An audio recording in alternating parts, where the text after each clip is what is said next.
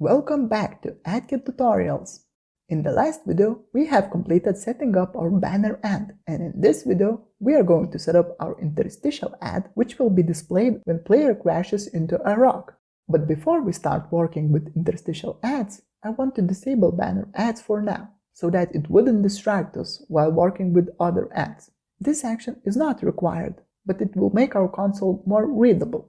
Now, if I try to enter play mode, I'm getting an error saying that no banner profile has been selected to show at the start. That means we are trying to access banner ad which wasn't initialized. To fix this problem, we need to provide one more if statement when accessing our banner ad. So let's navigate to our bottom button script. And here in the start function, before anything else, we need to provide if statement which checks our banner ads are enabled. If it's true, only then try to access our AdKit banner and check if it's shown or not. Great! Now we can save our script and come back to the editor. And if we try to enter play mode, we are not getting the error anymore, and we are also not seeing any messages related to our banner ad. That means now our banner ads are disabled, and if we want to enable them again, we just need to press one button. And if we enter play mode again, our banner ad will be working as usual. Great! So now I will disable banner ads and navigate to interstitial ads menu. So our goal is to display interstitial ad when player crashes into a rock. That means for this ad, we will do changes in the game scene. So let's navigate there. I will select Space Adventure, Scenes folder and load game scene. In the manager, we already have our interstitial profile that we created in the last series, which we are going to use in this project. I'm also going to modify our percentage list so that unit ads will have 50%, while Iron Source and Ad Colony will share 25% chance to be displayed.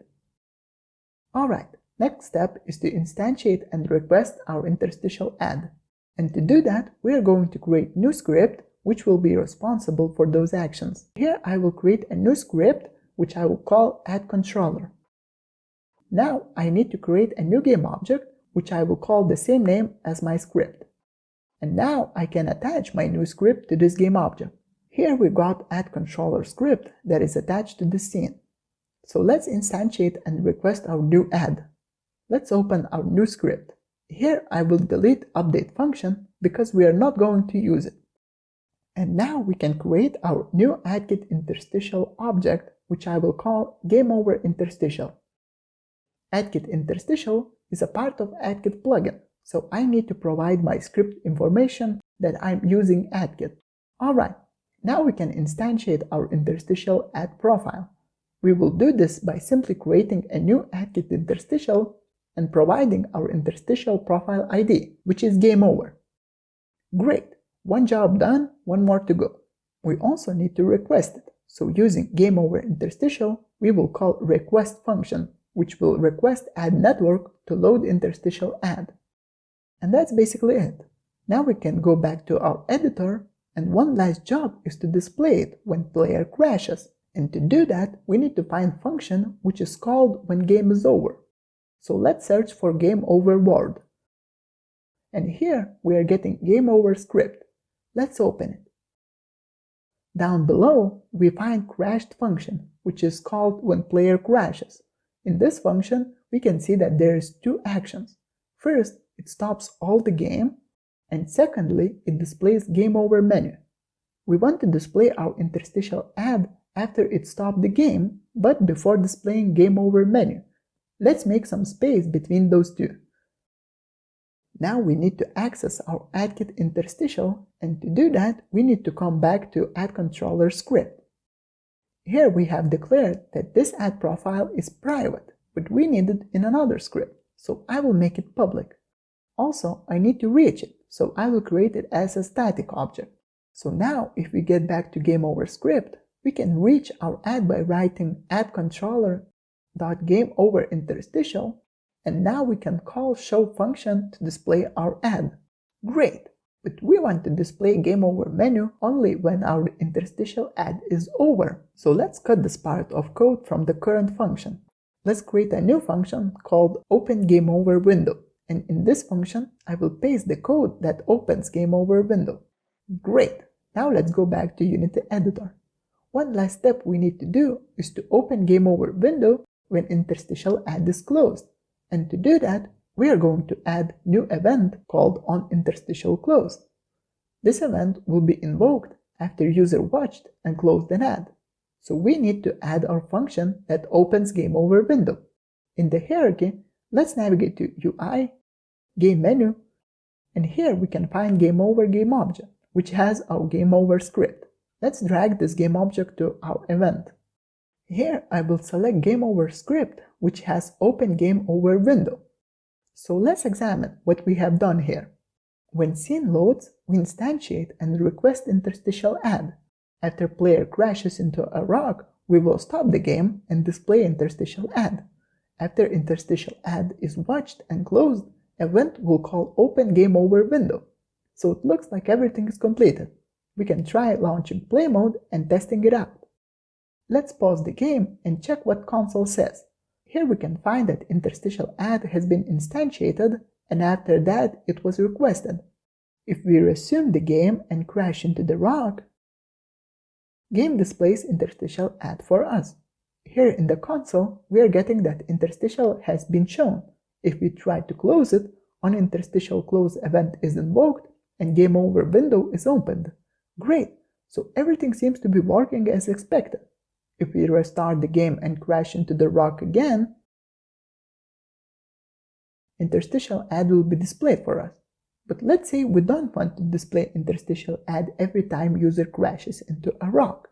For example, we want to display an add on every third player crash. That can be done using addBreak function. So let's exit our play mode. And here, for our interstitial add, I will enable addBreak. As I've said, I want to display an add every third game, so I will change addBreak type to request and make my addBreak to be active for next 2 requests. So now we need to start this addBreak, and the best place to start it when add is closed. So we will need to add a new function that will activate our interstitial addBreak when interstitial is closed.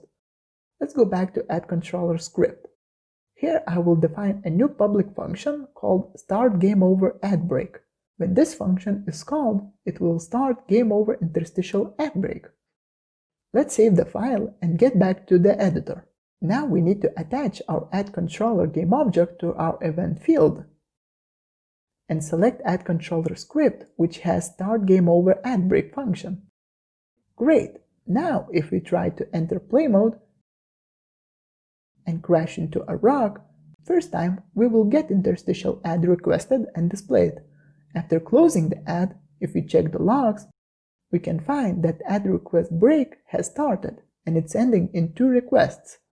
So if we try to restart our game, let's pause the game for a second, in the console we're getting that our interstitial was successfully instantiated, but it was not requested because it still has addBreak.